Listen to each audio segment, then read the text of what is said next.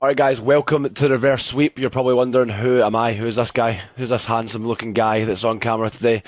Obviously, James used to be on the show, and they needed to replace him with another really good-looking person, so I got the call from the guys at Settle, and I'm obviously joined here by the regular attendees, Chris and Pat. How's it going, guys?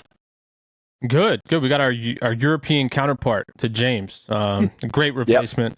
But yeah, no, excited back again for another year of Reverse Sweep, man. And obviously, March, good to have you here. We're going to have a good time this year. Yeah, I'm basically on the same place as Pat. Super excited to start another show. With all the content there is this year and prior years, everyone loved our show last year. They said it was pretty different from basically everyone else's content. So excited to keep that train rolling. Yeah, 100%. And obviously, we've just had a really good weekend of matches to start off the league. So kind of getting into the start of the season now. So that's what we're going to start off with and talk about sort of what our initial thoughts are on the MW3 competitive season. So just you, Chris, what do you think of the game so far? I know you've been playing a lot of BPL 8s and things like that, a little bit of controversy there, but what's your thoughts on the game so far? Personally, I love the game mechanics. I love the guns, time to kill, all that stuff is definitely better than it was last year. The one thing that has worried me is the maps and how they play with new gen game modes, pretty much hard point and control. I think S&D plays really well, as we saw this weekend in the league. I think there was a lot of exciting search and destroy moments with the addition of covert sneakers or dead silence ninja, whatever you want to call it, now being back in the game. But outside of that, I mean, dude, hard point, that's still my big if with this game. Like, I don't think these maps work well. I think there's maybe like one map that plays pretty good. It's Karachi. I think we saw a lot of that this prior weekend. But outside of that, Hardpoint just checks me out watching it sometimes. Yeah, I mean, I agree. I think that the issue is just the maps. And, I think the big question for me is, what are the DLC maps going to look like? It's always kind of been a gamble every year with what we get from DLC maps and if they're viable. I think we've only had really one come in that wasn't a throwback map. It was the Apocalypse in Cold War, I believe. And so it's like, for me, I don't think these Modern Warfare 2 maps, the OG Modern Warfare 2 maps, play that well in Hardpoint. I don't think the maps are really designed with that in mind. The spawns are a little tricky. And I don't know about you guys, but like a ton of these maps, like the Hardpoints are just in like little tiny rooms. It doesn't feel like traditional hardpoint zones. And that for me, I think throws it off a little bit too, because like the hills become really like, I don't know what the game to compare it to is, but like they just kind of become like almost a fuck fest, right? Like you're just sliding in and it's real mixy, and it's not like the traditional like get control, hold an area down type of feel. So as far as the game goes, I mean, look, to me, I still think it's funny because the entire marketing push behind Modern Warfare 3 was like what Modern Warfare 2 wasn't and where Modern Warfare 2 messed up. So it's good to at least see that it's positive change in that sense. And I think, if we get some maps and hopefully some better maps for Hardpoint specifically, it'll be a good year for matches. Yeah, I think you hit the nail on the head there, to be honest, both of you. And I think that the map design itself is probably the biggest issue, but obviously bringing in throwback maps, the game plays completely differently. Maps like High Rise, you can mantle on things that you just couldn't mantle on before.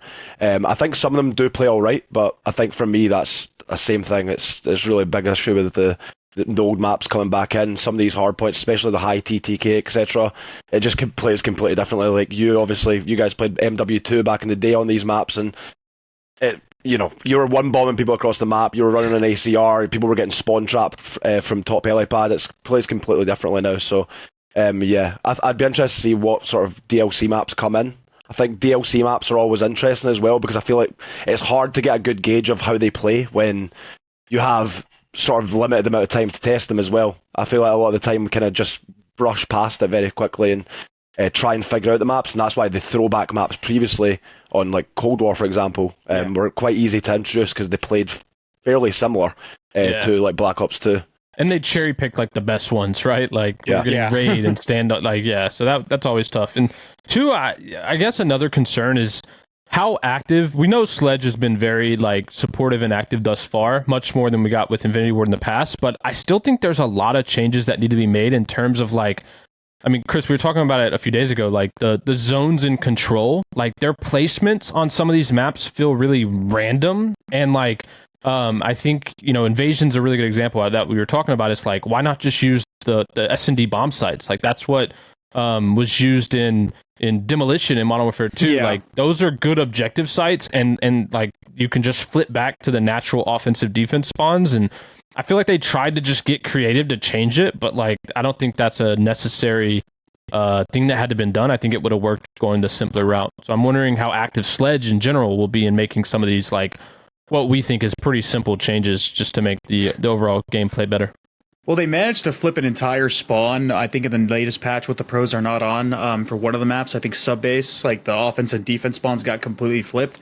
I don't know if maybe that was just an error when they first like made the map in mode, because when you spawned into it, you were kind of just confused as to why you were spawning so far away on the defensive end and you were spawning so close on the offensive end. So it could have just been an error that they ended up just going back and fixed, but Sledge has seemed very receptive to feedback that pros and the community has given when it comes to this game. The problem is now that the CDL has actually started, we know how these pros get whenever the CDL actually starts. A lot of them kind of just deal with it, right? They have their minor complaints where it's like, oh, fix this, glitch that. But when it comes to the way a game plays or the maps we play, they're very stubborn to kind of change anything, or maybe it's just laziness. They don't go out of their way to go in and be like, oh, this might be better. This might be a better, this might be a good addition, because they're so focused on practice. I can't really blame them. Obviously, it's not really their place to do so, but I'm curious to see how that is actually going to affect pretty much everything, because I'm not too optimistic on that end, to be honest.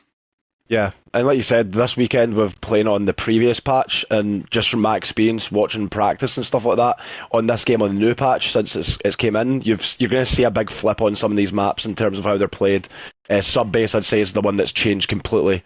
If you've watched a lot of these initial matches from this weekend, it's a very aggressive, mixy map at all times, and it actually slows down completely now with the spawn changes. So like, A lot of spawn yeah, like, on the pretty much every hill you're wanting to control the P2, P3 side of the map, and you're just going to have them spawn out in Narnia like pretty much the entire game. So it's definitely going to change the pace completely when that patch comes in, which I believe may not even be this weekend, like the next weekend's matches. I think it might not be until New Year, is what I've heard, but I don't know if that's confirmed or not, but that is what the rumors. Either way. What all I've seen, do you like think objectively it plays better in the new update? I'd say some maps play a lot better, some maps play worse. I'd think Terminal for me is the one that I think got worse due to some of the spawn changes. I think that Subbase improved a lot. We were seeing so many games that were just ending on time. We didn't really see that many this weekend, to be fair. I'd seen more in practice on people's streams and things like those, but this weekend we've seen pretty good Subbase gameplay, but I think that it will improve as time goes on. What's funny too is like, we're talking about the game's going to slow down. Like, I don't know if you guys have paid attention any to like the betting on COD, but like the over-unders are pretty low. Like, I mean, like the lines are pretty low as is. And if we're talking about the game slowing down even more, if you're betting, you might want to slam the under on almost everything. If you're going to be spawning out more, you're going to be less kills on the map. Yeah, it's kind of funny how they just like all the betting sites had such high numbers, comparing it to last year. That's just something that also I kind of wanted to bring up, is just I feel like this game, like, although I think we've had a lot of close games early in the season, which has created some excitement, the pacing of the game I feel like is kind of slow at times, and I feel like you don't necessarily get into as many engagements. I think it's because it's rotation heavy. I think people are literally just giving one, maybe two attempts at breaking certain hills and then rotating, unless they try to like sneak scrap time, which is I think a big thing in this game, because unlike other games where like hitting gold is very punishable, this game kind of hitting gold or trying to like be that hero person to like go take the 1v1 of the guy collecting scrap time is actually not a bad play in this game quite often.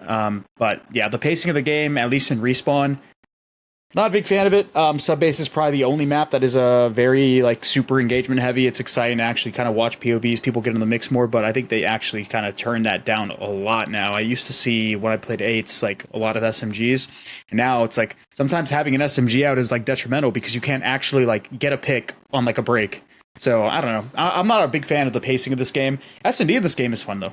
I will say that again. Yeah, 100%. I'm enjoying S&D in this game too. I think it's going to be one of those ones where we see it, a lot of like more higher level strategies as well on S&D. But again, we're kind of playing very basic maps at the same time. So yeah. I honestly don't know entirely how it's going to play out as time goes on. It could end up being one of those ones where everyone just runs around as a wolf pack and four-mans things, just due to the high TTK and stuff like that. Some maps do play like that. But anyways, outside of that, Modern Warfare 3, obviously this is the game we're stuck with. Next thing that we can talk about is let's talk about that YouTube Twitch drama. As you guys know, if you guys have been paying attention recently, me and Pat are a part of the flank, obviously, and we've been hit with the Twitch/YouTube drama pretty hard with the announcement that the CDL was going to be exclusive. It got released the day before the CDL started, which was insanely unacceptable. There's been a lot of backlash from the community in terms of how they have been approaching content made with the CDL now. It's not just so much like, oh, don't show the live stream while it's live. Don't show the gameplay. Now it's more so like any sort of content piece that uses any sort of CDL clips, audio, any of that stuff. They want it to be exclusively on YouTube. And as a person that pretty much has a pretty big Twitch channel, myself, people like Zoomaa, Scump, all those guys, it's been hitting them pretty hard, and they've been trying to navigate that. So what are your guys' thoughts on this whole deal? I mean, I'll go first. I agree. I honestly, I think it's a huge slap in the face to the community as a whole, but also these massive content creators, right? That have, like, in my opinion, almost put the CDL on their back. Like, in reality, the last couple of years since we shifted to the CDL model, and like, I don't think anyone can argue that, like, as far as content as a whole goes, on the Activision side, it's been super dry. Like, super dry. There's not like post-production shows on their end. It's literally do the matches and get out. That's all the content the CDL has. And so when you have all these creators, like obviously Scump and Zoomaa are the main two in our scene at the moment, like doing content like watch parties and shows afterwards and breakdowns and this and that, like that shit's so important. And so, you know, yeah, we everyone I think understands that exclusivity deals are a part of every sports league, right? They always will be. Last year was a little bit of an anomaly when the CDL couldn't get an exclusive deal and they did an open system. But even when we go back to Cold War and Vanguard, when we were exclusive on YouTube, they had no issues, using Tom as an example, you know, doing the live streams on Twitch, just covering most of the gameplay and then instantly doing the show afterward. And then obviously showing gameplay. But now they're bumping it up to a level where it's like any CDL content at all that is on YouTube stream cannot be replayed on Twitch ever. Literally ever. That's the mandate that they're giving. Or they're gonna throw down DMCA strikes. And so I think just as a league, like that is a massive slap in the face. And when you really think about it, like I don't think CDL gets an exclusivity deal without Seth and Zoomaa doing the numbers they did last year, right? Like, oh, not at all. There was multiple events where you could have added Seth and Zoomaa's viewers together, and it was like 2x what the CDL stream was. And so I think the issue is like you want to work with your creators to do these deals, not just say, hey, we did a deal, we're going to fully exclude you, and you either do it our way or we're not going to let you be involved at all, right? Like that's essentially what they're doing. So I think it's pretty scummy because also when you look at the YouTube side of it, for me, and this obviously is just my speculation, like the way I'm looking at this is YouTube was like, okay, Zoomaa and Seth do a lot of their content throughout at least during the season, with watch parties and these shows, right? It's a bulk of their content. And so for them to sign an exclusivity deal and then enforce all these rules that have never been a thing prior, it really feels like a way that they, you know, bought the exclusivity deal with CDL, but tried to essentially force the hand of Zoomaa and Scump to also join YouTube, right? Like that's what it feels like, because they're saying you can't do any of this content on Twitch anymore, even though on your own streams, and post like after the events are even over, you can't go on YouTube where the content is posted and go over it, even though it's free content for everyone to watch. So for me, it's again a slap in the face, and it's just like it really feels like bad business, and it's anti-community. And you know, I don't know the inner workings of the deal, but my expectation is this is a one and done year, right? Like because I just can't see personally, you know, this being anything outside of this year for reasons also other than you know, we saw what happened with Overwatch League where the teams got bought out and the league essentially ended. my expectation is we're going to see something similar to that at the end of 2024. And I think this was just like that final money grab, if you will, to kind of milk everything that you can. And on top of the budget cuts that we obviously were made aware of, right? They cut talent. We lost 2 casters. We talked about there's going to be less events this year. Like, I think it's all kind of writing on the wall that the CDL is coming to an end. I think what blew my mind, though, and you already touched on it a little bit, is this is public information because Tom and Ben both talked about it on stream during the flank, is that they were offered something. So I think CDL kind of knew this would potentially be an issue, and like they waited to the last possible. I don't know. Actually, I'm not going to say CDL because apparently it's not the league. It's like Activision. Activision waited for the last possible minute. That is the CDL, right? Like, yeah, but I don't think it's like everyone at the CDL. It's like the business side of it, right? It's not the people that just like work there that want to. It's the executives. Okay, there you go. They waited till the last minute. They waited till the day before to announce it. They waited till the weekend of to basically try to figure something out. They had an entire offseason talk about it. They offered Tom something. I'm sure they offered Seth something. So that way they would just basically do everything on YouTube. And basically they're trying to not pay them what they're worth. And basically just encompass them with the deal without actually being fair to them and talking it out.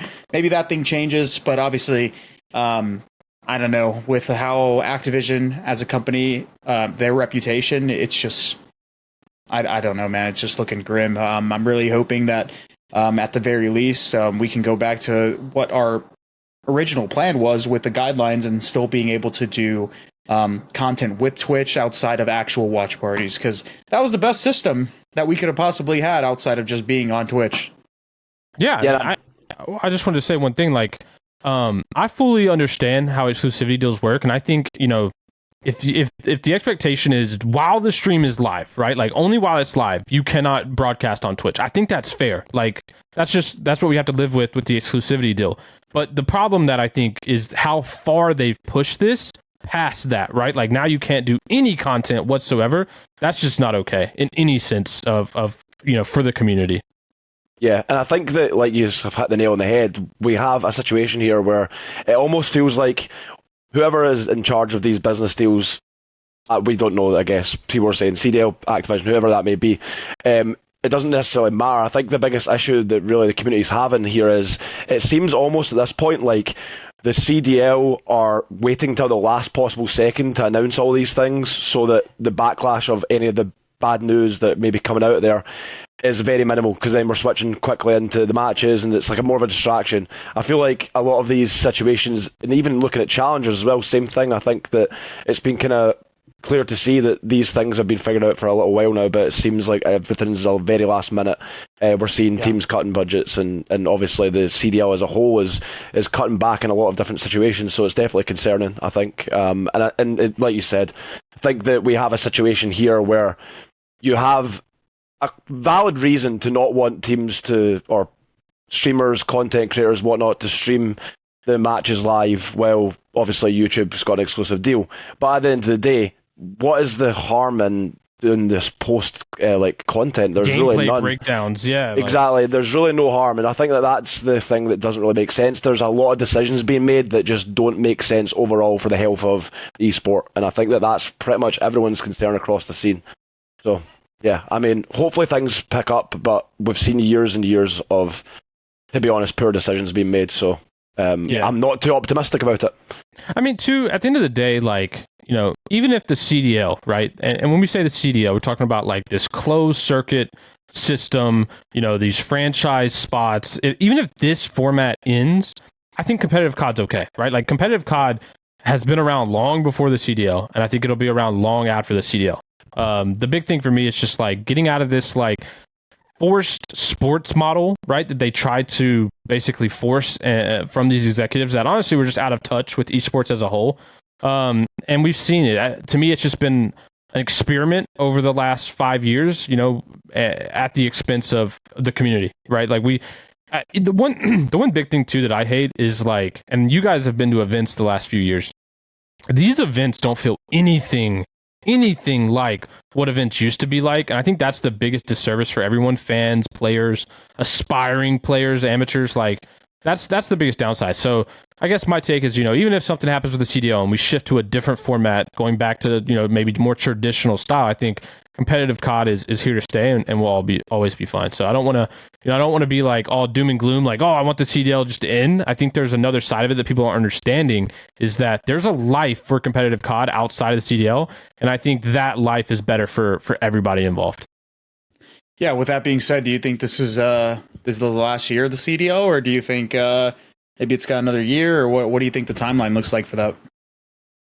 Personally, I think this is the last year. And I think, the Overwatch thing, right? They, for those that don't know, Overwatch League has been around for quite a bit longer, I think 2017. And they just had, they had the same model, right? That the CDL is, but they just dissolved and they paid out the teams basically a buyout fee to dissolve the league. And I think something similar will happen here. I think, with the writing on the wall, what we've heard, what we've seen, I really expect this to happen in 2024 at the end of this season. Obviously we're always going to have a long off season. If the COD season's in July, somewhere between July and the new game coming out, I think we'll see the same thing we saw with Overwatch this past few months. And I think, honestly, it's a good thing. The only people that really get affected is, these orgs who bought into this, what feels like a lie. But outside of that, I think, we take a step back and we go back to what we know has always worked. It's kind of like a rebuilding step. And I think it'll be a lot healthier for the scene, and I think everybody will be better off for it. I don't know about you guys, but I'm anticipating it after the end of this season. Yeah, for me, I think it'd probably be a positive thing. I think the people who are probably going to be most affected by it are going to be the top players, the guys who are getting paid like the big bucks. You'd expect the budgets to drop back down if we were going back to a CWL model. But if you look at like the grassroots level of COD, right, and challengers right now, there's no organizations out there. There's really nothing to be done in challengers, and I think that's kind of the biggest concern. Really, is that we're absolutely killing off the grassroots of Call of Duty. We're not having those opportunities to see those. Obviously, we did have a lot of times back in the day where you'd have those players and teams coming through the open bracket and then coming in and not doing well. But also, you did have a lot of great stories as well, where teams did have maybe a decent first event and then they propel themselves from there. And I think that we've really lost out on those storylines. So I'd like to see, obviously, us going back to that, and I think it will just distribute the wealth amongst more people, because at the end of the day, I think right now it's just the upper top teams, the top players. Outside of that, the bottom 4 teams are getting paid like minimum. They're going budget. Outside of the league, players aren't making any money unless they're winning prize money, so it's difficult. I personally think that the way the CDL has like essentially trained the people that, even some of the old heads, man, it's kind of weird to see, like, it's trained like the brains of some of these players and people coming in to kind of like look at this almost like a sport. Even like, dude, esports in general and like Call of Duty has never been like a sports type of like esports. It's very content based. Like, you need to go out there and make content. We grew up on streaming scrims, streaming tournaments, YouTube, all that stuff, right? Like some of the pioneers like Scump, Nate, all those guys, like they got big off YouTube, and those guys are doing just fine, right? Nowadays, a lot of these players, like, I think there's been a little bit more streaming traffic nowadays, but obviously no one streams or scrims anymore, and there's not really any online tournaments to stream anymore. So pretty much all people do is stream 8s or like S&D or stuff like that. But, having a brand and just having consistent content around esports is how esports succeeds. It's not based on these like leagues. Leagues are terrible. No one wants to watch leagues. Pat makes this point all the time. Who cares about a league match between two bottom teams? Like, I'd rather have like a tournament bracket where those bottom teams play. All right, we watched them whatever first second, they get eliminated, and boom, we're back to watching good teams for the rest of the weekend. But this league format, right, with like people buying rights into the league, it pretty much protects these organizations from like just being almost like having a participation trophy. It's like, it's hey, equal we're watch league. time for everybody, Exactly. right? Leagues are made for equal watch time for everyone involved. It should be competitive. That's it. It should be a competitive atmosphere where people are striving to be on that stage as long as possible, have as many eyes as possible on them, not just be like, okay, we're here and that's all that matters. No, because then like the teams, the players, they get complacent. Everyone's just basically playing for a paycheck rather than having to earn their paycheck, because it's basically contingent on them like being on that stage, performing, getting on better teams and stuff like that. My big complaint too is like, when we look at what we could do, right, content wise, Chris, you said players don't really stream and build their brands anymore. I don't necessarily blame them entirely, because we've seen the rules too. Teams can't even enter tournaments as full squads. Like these CDL squads can't even enter tournaments together. And so anything that they do like that, they have to jump into these, creator-made mixed tournaments. Like the days of like the 2Ks every weekend, like this is, I think, where Nade really blew up, was streaming like the weekend 2Ks or 5Ks, whatever it was. It was basically every weekend you got to see your favorite team compete in a tournament. Like, and it was an online tournament. It was perfectly fine. Maybe it was only for a couple $100, but again, that's incentive for every team to broadcast that. That's awesome for the fans. That's, I've never agreed with streaming scrims, and I don't think that should have to be what players rely on. But like, there should be weekly or bi-weekly tournaments that these teams get to compete in online. That is the most entertaining form of esports. What people want to see is competition, and league matches I don't think are real competition. They're just glorified show matches. And for me, they're not authentic to the teams and the players. And so, I think in this model specifically, players are super limited around the content they can create when it comes to strictly just the game, right? Like, I think we're past the day and age where fans want to watch players go and play ranked only or play pubs or whatever that may be. I think they want to, see the inner workings of what they're invested in into the esport as a whole. And that's watching these teams compete day in and day out. And so, I think there's a lot of positives that can come from this closed ecosystem model of the CDL, and going back to more of what we believed, the grassroots that worked for many years. 100%. Yeah, I'd like to see them taking some of the good points. That there has been some positives to CDL. I don't want to say it's all been negative, but I think taking some of the good things that have came from CDL and bringing it back into the old model, I think we could actually see a much more successful Call of Duty ecosystem, to be honest with you. So hopefully that is what goes on going forward. But obviously we've had some changes to the format this year, so like we should probably touch on that as well. We're going to have less LANs, more online matches, and obviously the LAN matches now as well are much more important with more points being on the line. So interested to know your guys' thoughts on that. And I think for me, at the very least, having more important, impactful online matches is really been a concern over the last couple of years in the CDL. You've had teams that have kind of ghosted through the LAN matches and just got to champs through just pure online performance. So I'm glad that we're missing out on that. That's one thing I'd say that's been a positive change for the CDL. But what do you guys think about it? Well, personally, I don't think much has changed. I think they made the LAN points count some more, but the online points are still there, and technically we're playing more online matches. The only thing that is better now is there's less strength of schedule cheese, like as some people like to call it, where you're just playing these really easy teams, and then you get to a major and get a bloated seed for it. That's I think the only positive. But listen, at the end of the day, man, leagues gotta go. The league matches, no one cares. No one wants to watch the bottom tier teams eventually mid-season, end of season. We're going to lose interest. The fans are going to lose interest watching the teams that you already know are not qualifying for the teams that are not good play against a good team. Listen, try as they might, the format isn't getting much better. I think, so just to discuss what the changes were, they jumped from, I think, 5 matches per stage to now 7. And I think that was done also to eliminate the tiebreakers too, and also help the strength of schedule.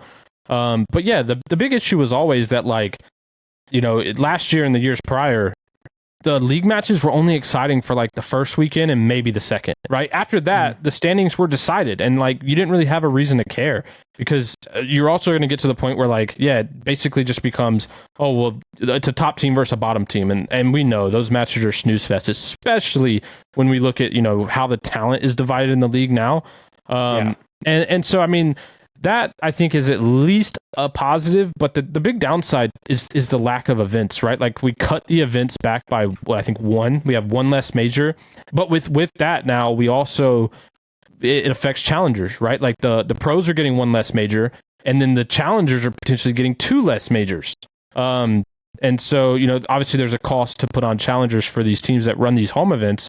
And luckily there's a few CDL teams who are really invested, Boston, Toronto, who really want to put on these events, and they found success doing it in the past. But I think going back to your point, Mark, about just the league as a whole and how important it is to get like the bottom, players to be able to have a pathward up, which I think is what the CDL has really hurt. I think, again, it's just another dagger, right? Like the challenger system should be the front priority, in my opinion. Like you have to build the league on top of that.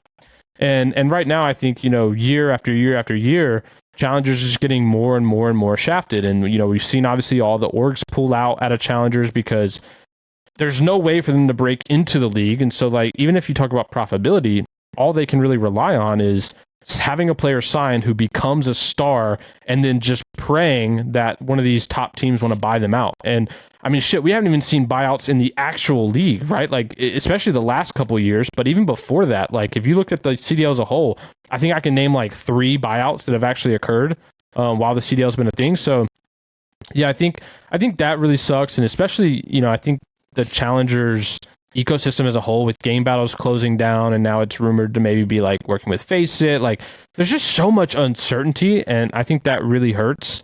But I do at least like that they extended the year out a bit. I think, last year we ended early June. Now we'll end mid-July-ish. I think that was a plus. But I still don't know if they got this format perfect. Like we were talking about it before, like we're doing 2 weekends in November and then having a month-long break. And then we have like the January stuff. And then we have like there's going to be, I think it's between February and April. There's going to be like 8 weeks. Or 8 or 9 weeks, and there's no lands. Like from, I think it's Major 1 to Major 2, actually. Like it's going to be like 8 or 9 weeks. Like that's a long time to just not have any lands. Like there's a break and it's only online. So I think, there needs to be more thought put into, how the season is being structured.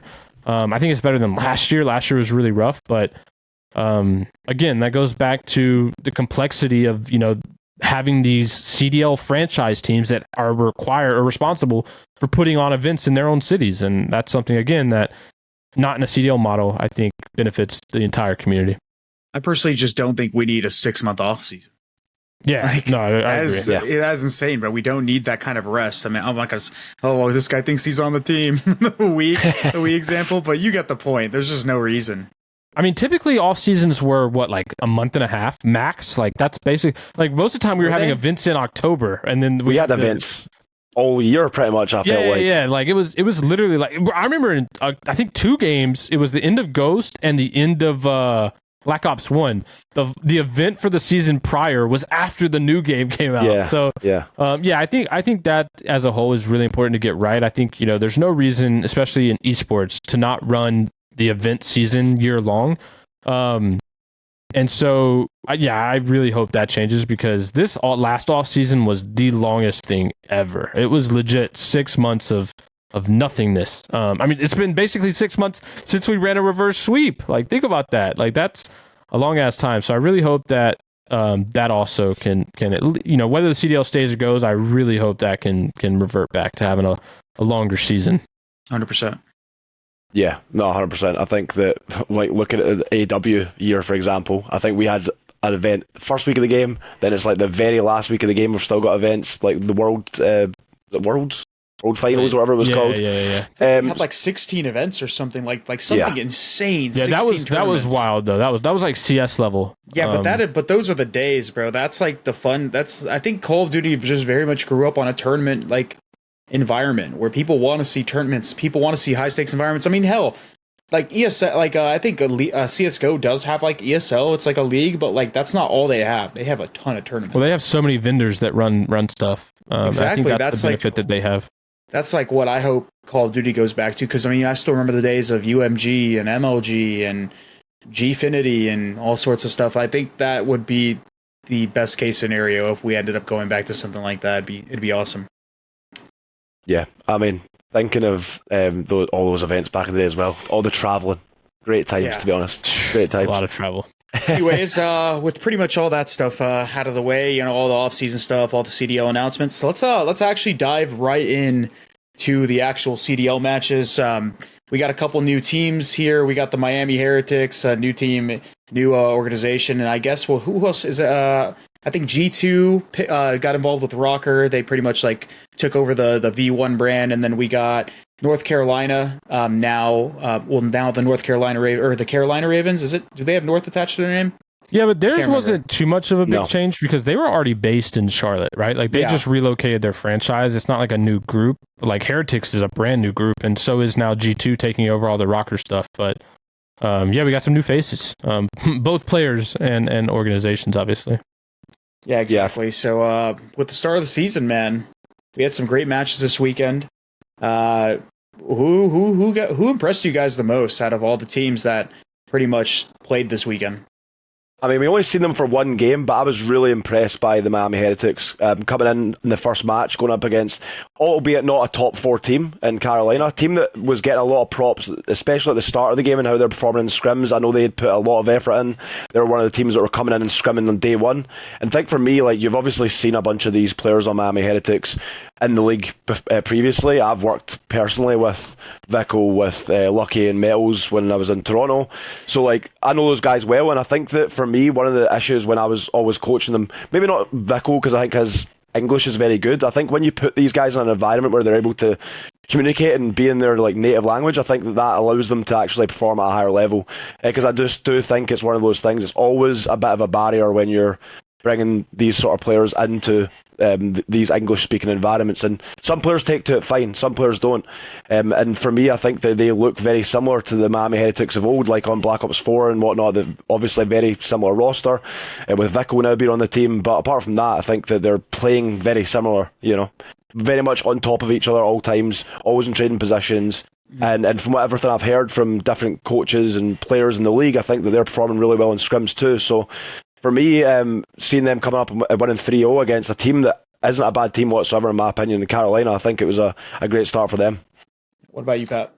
I think the team that impressed me most was probably Seattle, right? Like, they were, I think going into the season, we all kind of had them middle of the pack, right? Like, you know, their roster was like that. Where could they be 5 through 9? But honestly, I mean, they went up against 2 teams who were also in that middle of the pack bubble, and they had pretty impressive wins against each. They 3-1 the Breach and 3-1 the Thieves. And I thought that was impressive. I wasn't expecting Illy to come out and look as good as he did. I don't know about you guys. Like he was surprising. It's been like, I think almost a year since he even competed. So, to see him come out and fry was good to see. The other one, I agree with your take on Heretics, Mark. I personally had them pretty low, going into the season without obviously knowing, but yeah, they definitely looked good as well. Outside of that, I think that's the only teams who impressed me. The people who really let me down was the Breach. I don't know about you guys, but I thought they looked pretty bad. I know some of their games went down to the wire and they were close, but you know, this was like our rumored team to be like the guaranteed 5th best team. Yeah. And I didn't see that at all out of them personally. I didn't either. So that was rough to see. And I was gonna say Vegas impressed me, mainly because of their S&D, but like that game 5 that they just had against Carolina, I think just took that out of my impressive pool. But yeah, I think, you know, I think my takeaway after week 1 has been some teams are better than I thought they would be, which is a good thing because I think the league is more competitive than I thought it would be. But I still think, you know, I thought FaZe looked great and I thought Ultra looked great. So I still think those are the top 2 dogs. I don't know about you guys, but I do like to see that, you know, those teams that I thought were 9 through 12 or 5 through 9 do look a lot better than I had expected. I'm pretty much on the same page as both of you guys. I was very impressed by both of those teams, but players that impressed me. Simp looks unbelievable on this game. That guy is returned to form tenfold. I think he put up like 40 kills in one of his recent games, and S&D, he's constantly making plays. He looks like the best player on his team, which he hasn't since Cold War. Like the guy. It's also hard for him to look like the best on a team that has 4 that is superstars impressive, every right? year. And then you got Kenny. Kenny on the OpTic roster. You didn't expect him to play as good as he has for this team. This game is a very AR heavy game right now, so it's good to see him performing in that role. But I mean, with the likes of Pred and Dashy and even Shotzzy on their team, you kind of didn't expect him to be the highest slaying player on his team a lot of the time. But he's looked amazing, man. This is good signs. Like OpTic at the end of the day did lose that first game to New York, which they ended up like losing in that game 5 in that absolute choke. So I think some of the problems that plague this OpTic roster showing a little bit right there, peeking through the curtain. But as for like the slaying potential, like I think Kenny was mainly the only question mark that you had there when it came to slaying with the big dogs, and he's been able to play pretty damn good so far. So I mean, if they can get together, I mean, like these guys look like they can be a real contender this year, along the likes of FaZe and Ultra, which pretty much seem to already have this figured out. I kind of feel the same way you do about Simp toward Kleenex. Mark, I know you know Kleenex very well, but like I think he's really going to benefit from this game, which is, in my opinion, going to make this, like, he's always been gross, don't get me wrong, but I think it's really going to benefit this Ultra squad, maybe even more so than getting Envoy, which I think was a big move for them.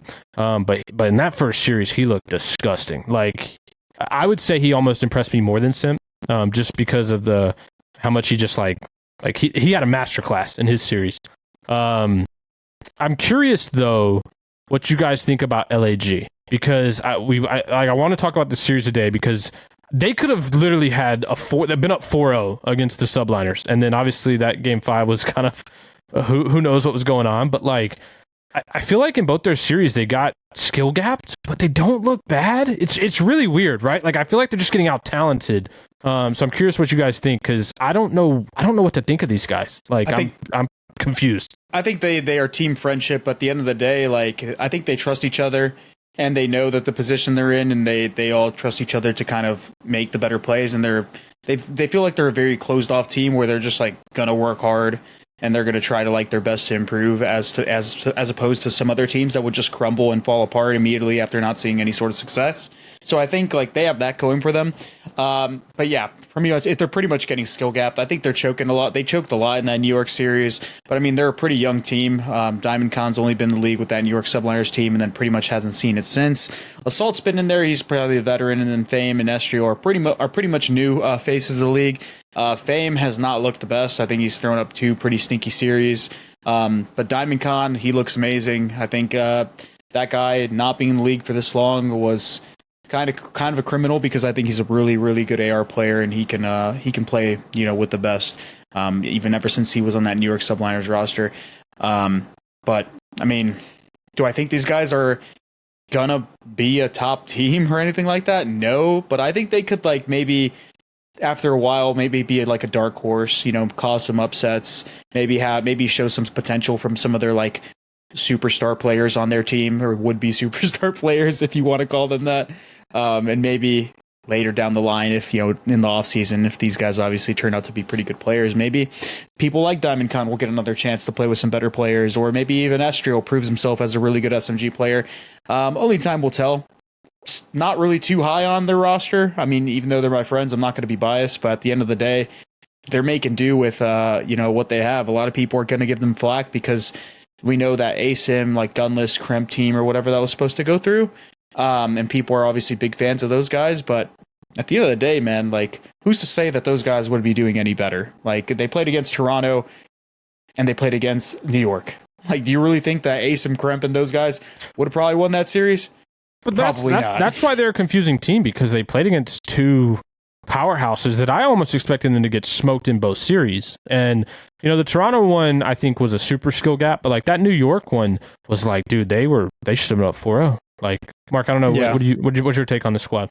I mean, I think LAG is a difficult one because every year they're just constantly rebuilding the roster, and it's like there's no continuity there. So when you're coming into those clutch situations, specifically game 1 today against New York, they're all just going separate ways. There's no like, let's reinforce P2 side so that we can at the very least rotate to the last hill. It's very like simple game management stuff, and I think that comes with time and working together as a team. And I think when you're constantly rebuilding rosters, it's harder to build that off the start. So for me, I think that they've got a decent team. I think that there's some good pieces in there. I think that, like you said, it's going to be difficult for them to compete for winning or anything along those lines. I do believe will cause some upsets. I think they've got the talent there to do that, but in terms of consistently stringing results together to, finish top 3, top 4 in a tournament even, I think it's going to be pretty difficult for them. Yeah, 100%. off the top of my head, I'm thinking about this now. I think I really want to start something with you guys every week. It's basically like, think of this as your too early hot seat. So obviously we only saw 3 days of games, but if you had to pick 3 players who are on the hot seat, like, you know, if you play the way you played this weekend, like your roster spot might be in jeopardy. What would you guys think? Who are the players that you would put in that spot? And I want to reevaluate them, right? Like we can each weekend we can like think, okay, you know, we obviously had these players, how'd they perform? You know, who maybe takes their spot, or who's obviously in trouble, right? My first one that came to mind is Fame. He played very poorly in the 2 series against the top 4 teams, so he just flat out shit the bed for his team. As for him getting dropped, like I said, I don't know. Those guys are all like very good friends, and they probably trust each other to improve. But I mean, if he keeps playing the way he does, his future in the league is not going to look good. I think a lot of people were hyping him up on that rocker roster. Whenever he got on that team, they started to play a little bit better. He looked pretty good on the submachine gun. But then, you know, coming over to this roster, he really hasn't played too good. Another rookie. I mean, this guy, Fame was damn near a rookie at this point. Purge didn't play too well during the Vegas season, or Vegas Legion match versus North Carolina. Or I keep calling him North Carolina, but versus Carolina.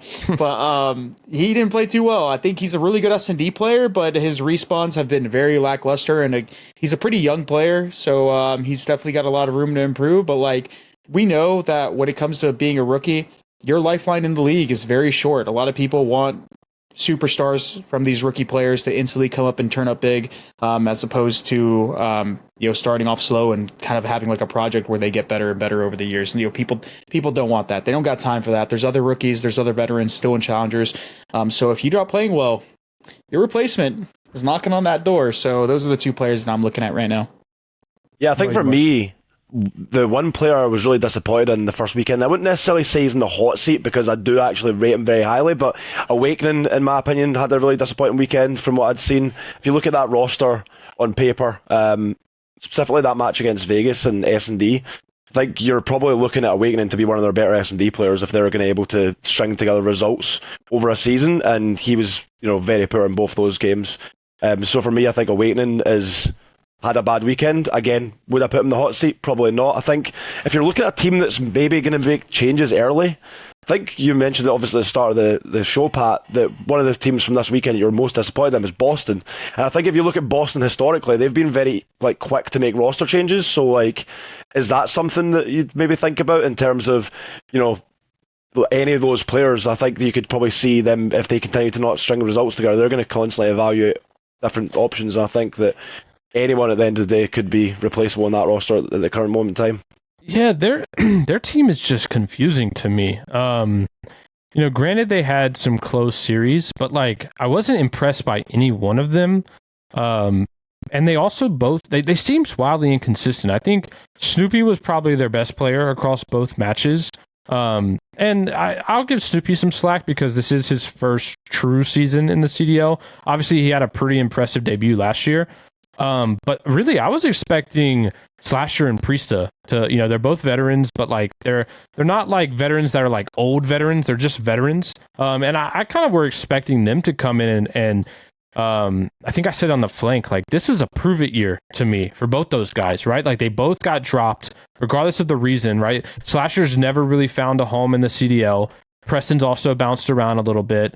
And so I was expecting them to come on this Boston team and like have a massive prove it year where they're just like, you know, I'm going to go out and I'm going to try and take over series. Obviously playing for the win, but like have impressive debuts. And I was not impressed by the Boston team at all. So yeah, I would say as a roster, I think Boston is a good pick. For players, I think I agree with you, Chris. I think Purge and Fame are definitely my 1 and 2. I think Purge had a really bad weekend. So did Fame, but the other player, you said Awakening, Mark, and I don't disagree with that, but I also think Lamar. Lamar had a really bad series today, a pretty average series the other day. To me, it's like the way I see Lamar is it's at this point where it's like, look, Lamar, like you're getting talent every year, and you're just not performing to standards that I think, you know, at least for the Rocker trying to build a winning team, it's good enough.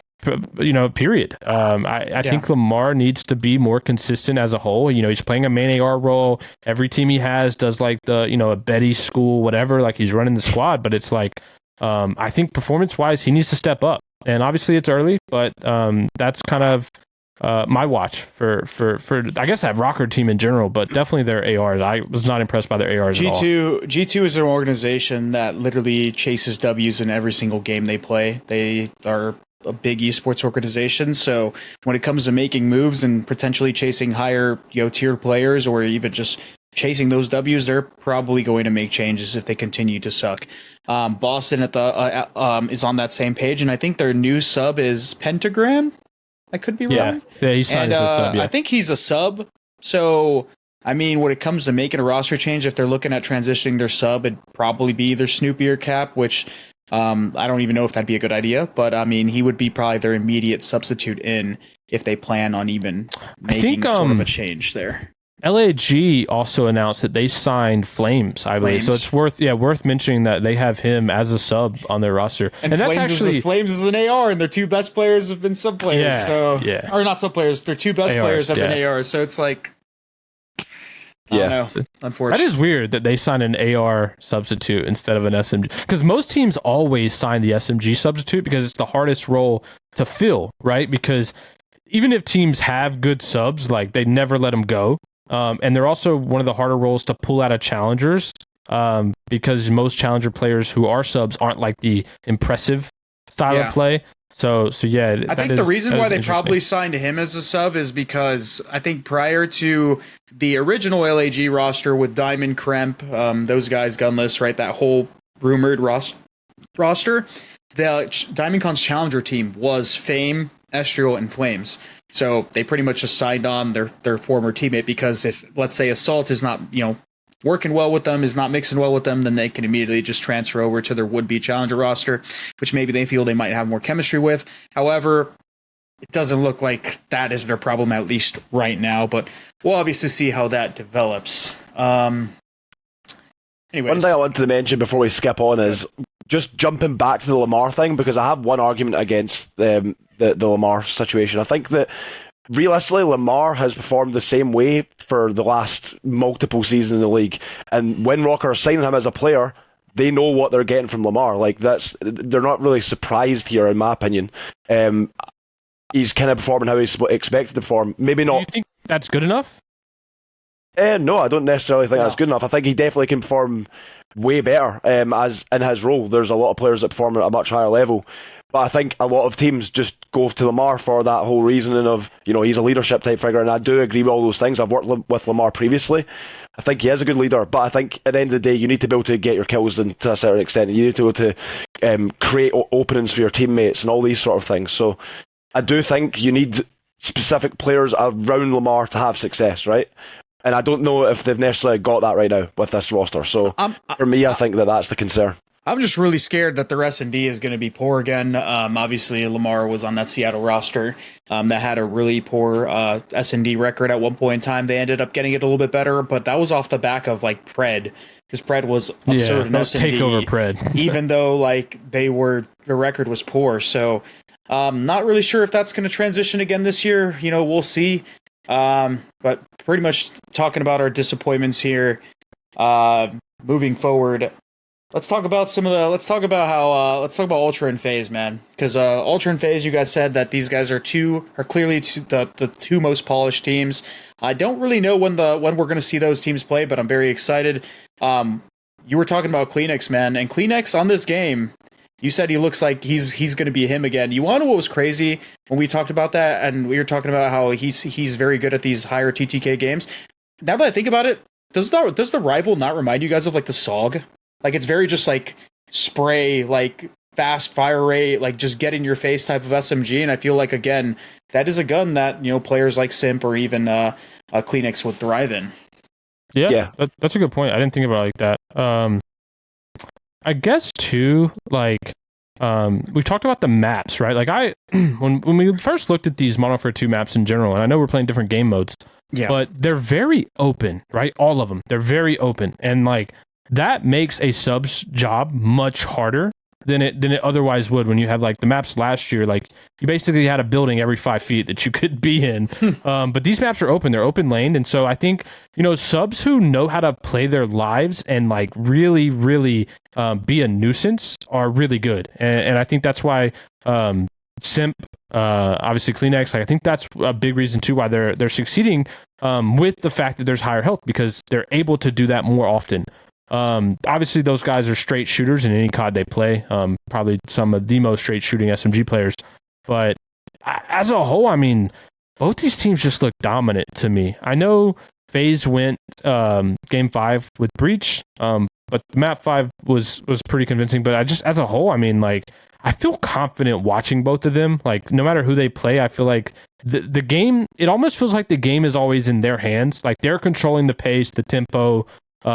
They just feel ahead, and if they get beat, it's because a team just like upset them and took that over. But like for the most part, they're controlling the game from start to finish, and I think that's what make just watching them, what makes me so confident as them as a whole. And I guess, did you guys, obviously the two big roster change for these guys was Envoy joining Toronto and Draza joining FaZe. Like, I don't know if I saw much difference from like those role switches jumping in. They still kind of to me look like the exact same teams, just dominant FaZe and Ultra. I don't know if you guys expected more or maybe think we'll see more from those two guys. Not to say those guys aren't amazing in their own rights, but I guess it didn't really feel like it moved the needle because those teams were already so good. Yeah, I think it's just maybe in terms of their consistency factors and like being less likely and less prone to like fluke losses is probably the one thing you'll get from having some stronger players in their team in Envoy and Draws. As for like actual just being like, wow, holy crap, they're better than they were before. I think there's like a limit to like how good you can really be as a team in COD nowadays, especially with how much more talent the rosters are talented the rosters are, and then obviously the games we're playing, and on top of that, it's the beginning of the season. But no, I don't think the needle's moved much. But I mean, did I like what I see now? Did I like what I see out of Envoy? Yeah, I think he looks really good in this game. I think he's going to be really ratty and really annoying to play against, and that's going to probably enable Kleenex to kind of just go out there and slay more and just basically have that backbone, that support player in Envoy to kind of like bounce off of, and then Draza, super aggressive AR, dude. Like that just brings up their pacing so much more when you have especially when you have like Simp going off too. Yeah, and I think it just allows Celium to be that more sort of robust backline type player, which he's kind of played like that for the last couple of seasons anyway. So I think that definitely allows them to be a bit more well polished in terms of their roles, because I think it was kind of a bit weird previously. Like the last season they had Alec, and then last season I think the AR duo was a bit awkward at different points in time, in my opinion. So I definitely think it makes them more fluid there. I think with Ultra, they've really made a like for like change. So I think for me, like, I've not really changed too much for them. So you're kind of seeing similar start from them, and I expect to see them doing well throughout the season. And like you said, I think that the TTK and all these sort of things are just going to allow the top teams to even create an even wider gap. I mean, if you look at the last game that I'd say we had a high TTK on, it was Cold War, and that's where you've seen a bigger gap. Obviously, a lot of the teams at that point in time were probably quite weak as well. I think there was different factors, but I do think when you have a kind of higher skill gap and more teamwork, which I do believe this game has, I think you're going to see a bigger gap there in terms of results, in terms of consistency. So, I mean, that's how I think it's going to play out, but we'll have to wait and see, I guess. Well, one side of the coin we have dominance, and on the other side of the coin we have, I don't know, not so dominant. Let's talk about some of the shaky teams, right? We obviously saw our two, favorites from last year pretty much outside of the New York Subliners look very good this year. And then New York Subliners, a dark horse this year, after winning the world championship, they swap over, they make a change for Sib, and now they start off 2-0, but their wins were not convincing. They were very gritty, and I feel like with how like they would play in the matches and the slaying power they have, I feel like they should have had a little bit more confident win, especially today versus LAG. The OpTic one we can chalk up to them playing another top 4 team, but they almost got reverse swept. Do you think this is a direct catalyst of them like changing up their formula with Sib, or do you think that somebody else in the team might look a little bit shaky or not be playing as well as they have in the prior games? I mean, honestly, I think that if you look at last season as well, New York didn't start strong in last season's match. I believe they did go 0-2 in their very first two matches. They definitely lost their first one against London, from what I can remember from last season. So, like, I think that New York have had a bad start of the season last season. I do think that they're going to get better. When they bring in Sib, though, you're expecting them to come in. They've obviously took out Priesta, brought in Sib. You're expecting them to come in against a team like LAG and just dismantle them, you know? And LAG arguably should have won that match. I mean, it's not even arguable. It was quite clear that they threw away specifically map 1 and also map 2. So, I mean, look at New York's matches so far. They've been just clutching up round 11s. I believe their first 3, they won round 11. So it's one of those ones where I think they're just getting by at the minute with just poor play, in my opinion. I think that they can be much, much better going forward. So I'd like to see better from New York going forward. But at the end of the day, they still got 2 dubs on the board. So. What about you, Pat? Is what it is. Yeah, for me, it's just their respawn. I don't understand. Like, they have so much talent on this roster. And even in their series, they're out slaying. Like, it's not like they're having a slaying issue. So I don't know why their respawns have looked so shaky and so close. But they've been able to clutch up an S&D. So that's obviously, at the end of the day, the most important thing is their clutch factor hasn't gone anywhere. But yeah, I mean, I think we could chalk it up to like a slow start for them. All right, they still ended up 2-0. But just a slow, shaky start and respawn. I'm curious too, like, you know, obviously we have one more weekend of them being on this, all the teams being on this patch. But when we jump to the next patch, I wonder if New York's going to be a team that really benefits from that. Like, game's going to slow down a little bit. Spawns are going to be a little bit further. When we look back at Modern Warfare 2, the maps that they were really good at in Hardpoint were kind of those bigger maps that you could spawn teams out on. And so I wonder if that'll have a factor as well, like when we get, you know, maps that they can control spawns a little bit better on.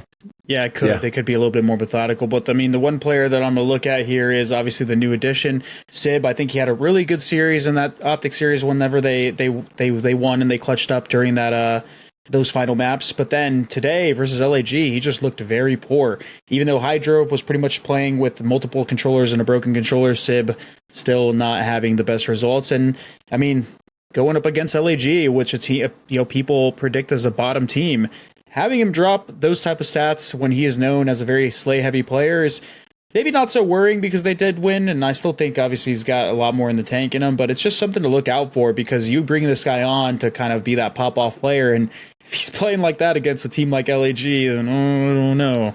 So just something to keep my eye on. And then another team that I guess you could say looked shaky, OpTic Gaming, man, or OpTic Texas. I mean, we saw them bring that game back all the way up into a reverse sweep. We obviously all thought that whenever they down 2-0, that it was pretty much game over. They did show a little bit of resilience. We saw some life out of their sub players, but then that game 5, man, like I said earlier in the show, it's just giving me those OpTic Texas MW2 vibes, man, where they just scam. They throw so many situations away because they lack so much discipline.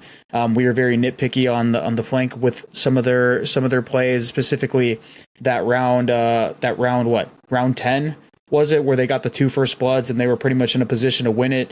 Players were all overexposed and they still somehow ended up losing it. So what are your guys' thoughts on OpTic Texas so far? Go ahead. Yeah, I was going to say, I think that the S&D for me is obviously the biggest concern. I mean, you look at their team on paper, I think that they're very much a team that's built to be strong on respawn. But if you look at them from an S&D perspective, they also have a lot of flaws there. So I think for me, that is always going to be a concern throughout this season. I think that that's going to be the difference between the likes of them and Ultra and FaZe is going to be that S&D because they're good across the board. And I think that that's going to be something that they really need to focus in on and put a lot of time into. But yeah, those matches were not pretty. 3 round 11 is just like not a great way to start the season, is it? So obviously they've still shown some life in respawn and played really well in different maps. But for me, I think that that's going to be the area they need to improve in and put a lot of time into. A lot of their problems too are just like weird ass ego chows. You know what I mean? Like, yeah. I mean, I get this team has basically almost, lived and died by the ego chow in general because they just have so much talent, but it's like, it just looks like they make the game so much harder on themselves than they have to. Like, just honestly, I really think they should just play at Pred's pace. No, literally, like, I feel like Pred's a slower sub, and I feel like he was the one who made some of those ego chow mistakes that I saw. So it's like I feel like they should just let Pred be the person that this team plays around, instead of Pred trying to play at Shotzzy's pace. Because I think it's just gonna, do they have the talent to do that? Sure, but in my opinion, it's just an inconsistent way to play. And dude, in the moment, like if your habit is to just always make this unnecessary chow, like you're just taking a 50-50 that's so unnecessary. This team has so much skill this year that it's just like, slow it down a bit. Like in every game mode, just use the fact that you do out talent almost every team you play against. And just play it at a little bit slower pace. I think the game will get easier for every player on the team.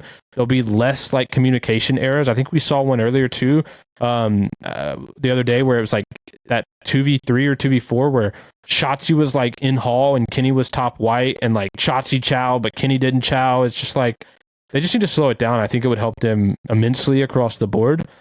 Whether they do that now is another story. I think a lot of people have been saying they should do that for years, and they never really have. And again, they've lived and died by the ego chow in almost every game they played. But yeah, that I think will improve their consistency. So to me, it just comes down to whether or not they'll do that. But I mean, I really wasn't impressed much by their Rocker win today. It was a good 3-1 win, but like Rocker is pretty low in my power standings right now. And their other series against New York was just sloppy across the board. So yeah, there's team that definitely also kind of looks a little sloppy. For me, there's more to see from this OpTic squad. But again, I think they should hit the drawing board on just their play style as a whole, and maybe there's tempo that they play at. I don't know if that's ever going to change, man. I don't know if that's ever going to change. I can't imagine though. Damon is full-time coaching these guys, and like knowing Damon, like he's not very vocal about it, but I can't imagine that he's not watching some of the shit he's seeing and not losing full. So it's I felt so bad for Damon, because whenever that clutch happened, I think there was like multiple people in the chat. It's like, what is Damon teaching them over there or something like that? I'm like, you can't really put this on him and him alone, bro. It's kind of embarrassing, but I feel like he's probably losing full in some of these situations, and it's would be. They just I hope he vocalizes it, because I think he would be a major asset by letting these guys know that they don't have to make the game so hard. So we'll just have to see. But curious. Oh, go ahead. I was gonna say, these moments are like big for teams, like having that sort of rough start. I think it just depends on how they go forward from this point on. You know what I mean? Like you said, Damon can come in, put his opinion across. I think if they bounce back from that and just start actually just closing out these games, because at the end of the day, they're losing 6-5s in some of these S&Ds, and like you said, they're just kind of trying to bully teams and respawn. Like they're just they're really trying to like stamp their authority on the game and want to just absolutely destroy the competition. But it's got to slow it down a little bit and let the game come to them, and I'm sure they'll just do fine. I actually think this weekend's really important, because talking these 2 weekends, because not only are we going to have a month break, right? Like Christmas, holidays, teams are going to take a little bit of time off, but we're going to be on a new patch, and it's like I feel like starting hot is almost more important this season than it is ever before, because we don't really know what there's obviously only one patch so far, but there could be another by early January, and teams that start out now could be impacted by that patch, and then kind of get a little bit worse, and other teams could get better. So I think starting hot in these 2 series or these 2 weekends is really important. And so from these top dog teams, I expect them to come next weekend with a lot more fire and playing at a much more consistent way. 100%. Yeah, it's like an arms race, isn't it? Like every single season. Yeah. At the start, I think that you're having you want to get ahead of the meta, but you're constantly evolving the meta yourself rather than being the one that's chasing it. 1 week you're playing a certain way, you're seeing another team that's having success. I mean, I've seen that myself last year with LAG. It was almost like we were always playing catch up in different aspects, and we had so many things to figure out and fix. And fixing all those at once in a quick manner it's not going to happen. So that's the worst way too, having to play catch up. Like, because it's like everything's constantly stacking against you when you're playing catch up, right? Not only do you have to play perfect, but you also have to improve. You also have to make sure your teams aren't getting better and widening the gap while you're also trying to catch up in standings. So I mean, it's probably super important. And Chris, you brought up earlier, like, when does Toronto and FaZe play? I looked at the rest of the major 1 games, and they don't play at all this major, online at least. So like, we're not going to see that series, and those guys are going to dodge a bullet from playing each other. but we'll at least most likely get that game on LAN, which will be really fun. Okay, so I mean, before we close out the show and start talking about our predictions for a couple key matches, we'll talk about for next weekend. Who's your guys' early prediction for a dark horse this year? Who do you guys think is really going to be able to make some noise and maybe clinch out a spot in that Champs qualification that maybe people don't see now? I think Miami, like I mentioned at the start, I think that they're a team that are really exciting for me. Coming in, I had them as my 12th place. To be honest, when that roster and all those rumours were coming out, I was expecting them to be horrible, to be honest with you. But now, the more and more I'm seeing from them and everything I'm hearing around the team, I'm really excited to see how they progress throughout the year. And I think that they could be one of those teams that causes a lot of upsets. I could see them edging into the top 8 potentially. I do think that they'll struggle to place within the top 4 to 6 teams in the league, but I think even just that roster as a whole getting into the top 8 would be a great result considering what everyone thought of them when those rumours were announced. Everyone was kind of like, wow, a league spot has been taken away almost, you know what I mean? I think that was the general consensus throughout the league, is that they've just took over a league spot. Obviously a lot of these guys have had somewhat success previously, but that's the way a lot of the community saw it, and I'm glad to see that they've kind of surprised everyone at the start. My major one dark horse, I'm gonna go with Surge. I think they'll probably make the most noise at major one just off what I've seen so far. I think we talked about Boston being in a prove it scenario, but I think this entire Seattle Surge roster is in a prove it scenario, and I've heard they're obviously grinding. But yeah, I think that's going to be my major one dark horse. As far as my season dark horse, I'm going to go with Vegas, but I'm going to caveat that and say it's going to rely on them making a roster change. I don't think Purge is going to be in their recipe to success. So I anticipate this Vegas squad making a roster change. But if they do, I mean, I actually think they've got a few good pieces that could find them some success later in the season. And I think it's really important for them to they don't have to start hot, but they need to be able to basically go 50 and 50, right? If that team can stay even in win-loss as the season progresses, I think they'll be in a good spot, and it'll let them get hot later on if they do make a change. Mine is going to be the Carolina Ravens, just because I think they got Gwyn and got a Rex on there, and Gwyn looked really good in their last match. He ended up, they were down 2-0, and he basically just said, "Nah, I'm not going out like that," and pretty much started taking over map after map after map, and then closing out that final game in dramatic fashion, pretty much getting an ace. I got a lot of faith in that kid. I think Clay will rally the troops, and I think when this game slows down, which I think it will with this next patch, I think these guys are going to get a lot better because with Clay and Godarex on their team, I think they will be playing that more methodical style, and it'll probably benefit them. So I'll probably say that team. But also, I mean, you guys also had great picks, man. Miami Heretics is definitely a good one. Vegas, I totally forgot to talk a little bit about Vegas, man. They got Nero Poison on there, and that guy is actually really, really good. Well, he had a great weekend. Yeah, but okay, so that's for our dark horses. So, I mean, just taking a look at the schedule here, I picked out some matches, some very interesting ones that we can go over on Friday. We got OpTic Texas versus Surge. This is going to be a big game. Obviously, OpTic Texas, everyone hypes them up. Top 4 team. And then you got Seattle Surge, which is like a dark horse type team where people didn't really see them playing as well as they have been. But also, this is the revenge game, bro. This is OpTic Texas, right, against Illy and Hook, 2 players that were previously on that OpTic Texas lineup last year. So obviously, this is even Alec, who was rumored to go there at some point. Yeah, potentially. So this is a very interesting, fun match. It's going to be a banger Friday. Let me hear your guys' thoughts. Who do you guys got?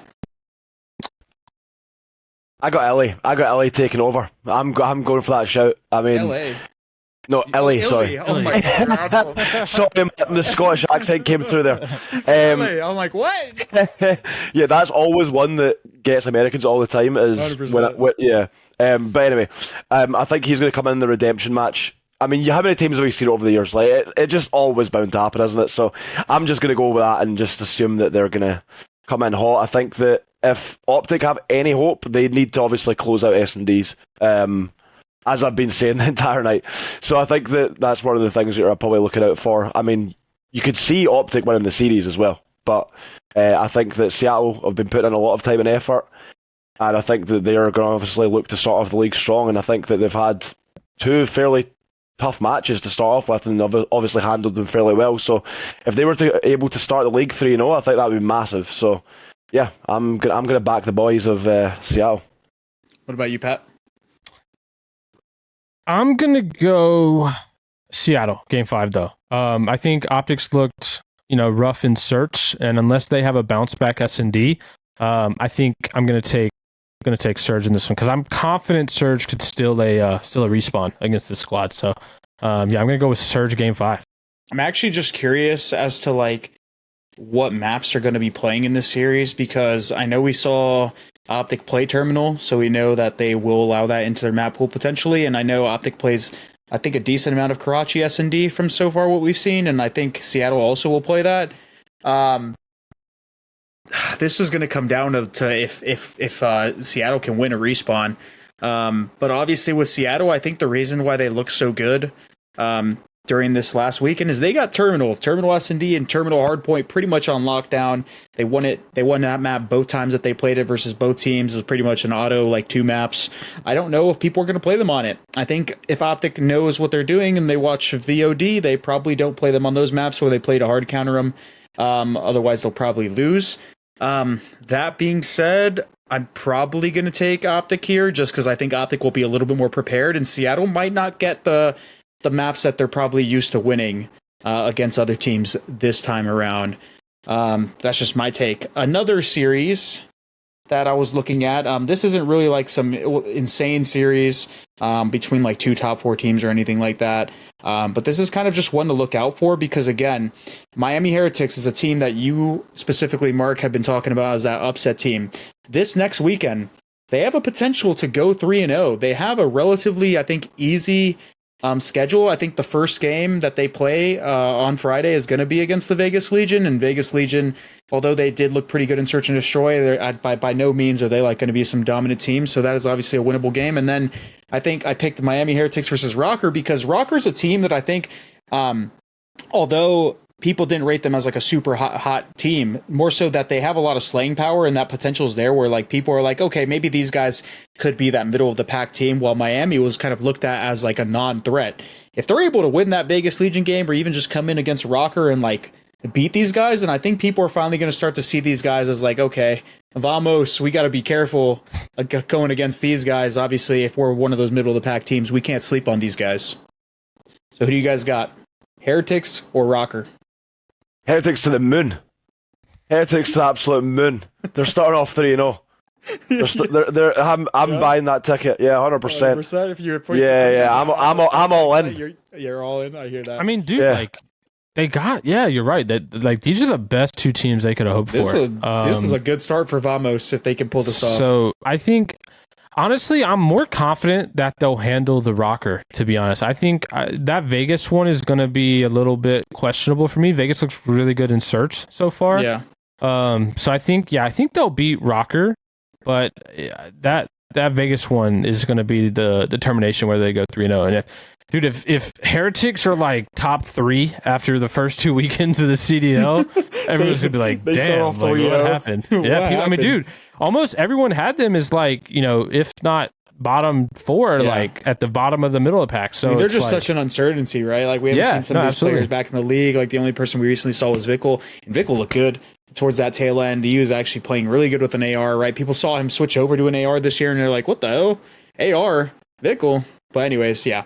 I'm on the same page, by the way. Before, though, I'm surprised you didn't bring up Atlanta versus Surge. I know we said OpTic versus Surge, but... That would have been my next map. I was going to choose 3. When you look at Surge's schedule, like, not just this next 2 weekends, but even after we come back from holiday break, they play Toronto instantly. Like, they have a grueler of a schedule. So they're basically playing every team that's in the top 4 outside of New York, right? Our preseason top 4. Yeah. And so, yeah, I mean... Atlanta versus Surge, I think Atlanta still got that. Atlanta still got that. Like, that's the thing though. If Surge win that, then I'm like, what the fuck is going on with these teams? Listen, I'm high on Surge too, man. But at the same time, like I said, maps at cheese. It's the beginning of the season. People, I immediately pointed out as soon as I saw them get Terminal, both their series, win them both like pretty convincingly. I'm like, they're getting Terminal, and they're good at it. They're better than the other teams they played in. If I'm a betting man, they probably don't see that map or that map and mode combination pretty much for the next couple of matches. And if they see it and they end up winning these series, I'm gonna have a big old "I told you so" on my face. But I'm on the same page, man. I got FaZe, and then for the prior one, I had Heretics to the moon, bro. I want to see those guys start off hot because, I mean, it's good for the culture, just to see what is it called, a dark horse team, come out and start hot. But for this series, I got FaZe, definitely. Yeah, I got FaZe for sure. I mean, it's hard to go against FaZe in any prediction, to be honest. And as much as I'm high on Seattle, I think that it's going to be a tough one for them. I think FaZe are going to obviously want to come out. They have their own little storylines there too, with Alec and whatnot. So I think that they're definitely going to come in hot for that series. So for me, I think it's going to be one of those ones, probably 3-0, 3-1 FaZe potentially. I could see Seattle potentially winning S&D. But apart from that, I can't see them competing in the respawns. Like you said, though, I think the vetoes are a big factor in this series as well. I think if FaZe square up on some of Seattle's stronger maps, it might be a bit of a mistake. Yeah. People forget, man, that like going into the season, I might have had to cut you off, that like everyone's like, oh, this team and this team and this team is like good, but at the end of the day, like once these like map sets start to develop and people start to realize what people are good at, these series are going to change a lot in terms of like countering the vetoes and stuff like that. That always even happens. LAG. How did they get 2 high-rise S&Ds? Yeah. I said that. I was mind blown. You always remember when we were talking about that series on the flank, and I was like, I can see New York, or I can see LAG winning a high-rise S&D because I guarantee New York might score up on it with them. And it was close, but they ended up losing anyways. But still, like these people need to start doing their research. It's early in the season, but some of these maps, like you can clearly tell. It's always the teams too that it's like almost an ego thing, right? We've seen that in the past where it's like the better team feels like they don't do their research because they just believe they can square up and beat them. And I think in this day and age in COD, like that's just unacceptable. That's really it's unrealistic too, right? Like even if you are FaZe, like why would you ever play a team on their best map unless you're at the tail end of the season where you're like, we just want to get reps for champs and we already locked in our spot. But like especially early on, like it doesn't make sense to me. Like you should be taking every series one by one. Like you don't want to lose any maps. 100%. But yeah. It's an instant momentum boost as well. Like when you have, I mean, you guys have been in this situation as well. Like when you come in, you've just done the vetoes, and you're like, they're squaring up on our favorite map. You know what I mean? You're buzzing. You're buzzing going into the series. Like you're feeling good. You're ready to smoke them. And I think that's one of those ones where you need to just kind of take away their confidence a little bit and not give them their confidence. Especially as like a team that like is probably going to look like, if they're being realistic with themselves, like they're playing against like one of the best teams in the game, and like they know they're not obviously at that level yet, or they haven't been. Like you give these guys a lifeline, like you might actually lose the series, like even if you are FaZe or whatever team. But looking at the rest of the matches, I didn't really find any other ones that were too interesting. I kind of just like scrolled through, and if anything, maybe the battle one on Sunday. You think that's actually a good, interesting series? Yeah, it's Breach versus Toronto, and for me, if I don't see any life out of Breach against this Toronto squad, I'm at the point where I'm almost giving up on them. Like before their own major, you think they make a change before their own major? Dude, they're gonna start 0-3? Like, wait, is that their only match?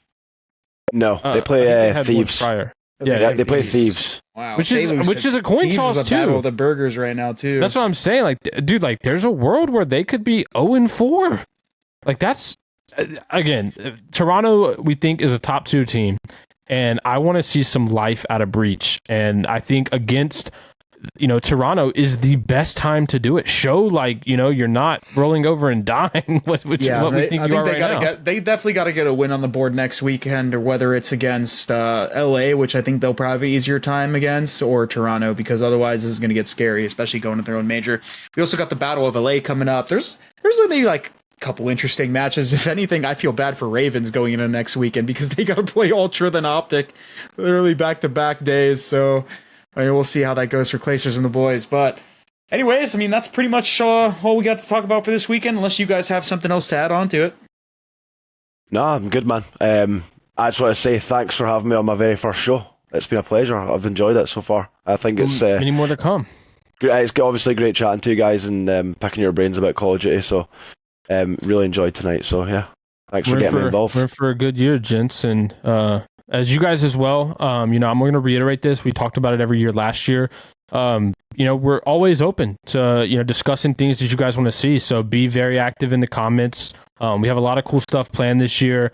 We'll probably get there after the holidays. After everything calms down and we start 2024. But you guys know who have watched for a long time. We want to hear from you guys, and we want to maybe even put segments in that you guys think are good listens. So again, we're back. It's been a little while. It's been 5-6 months, but we're back. Got some new faces. We got reflections behind the scene helping us out as well, and so we're in for a good 2024. So glad you guys have came back and tuned in, and we'll see you next episode. Yeah, that's going to be it for us. Sweep. That's going to be it for us on the reverse sweep, guys. Make sure you guys get active in the comments, and we'll see you guys later. Let me know your guys' early CDL hot takes in the comments. I want to see some early season hot takes from all of you guys. But anyways, we will see you guys later. Thank you all for watching, and we'll see you guys in the next one. Bye, guys. Peace.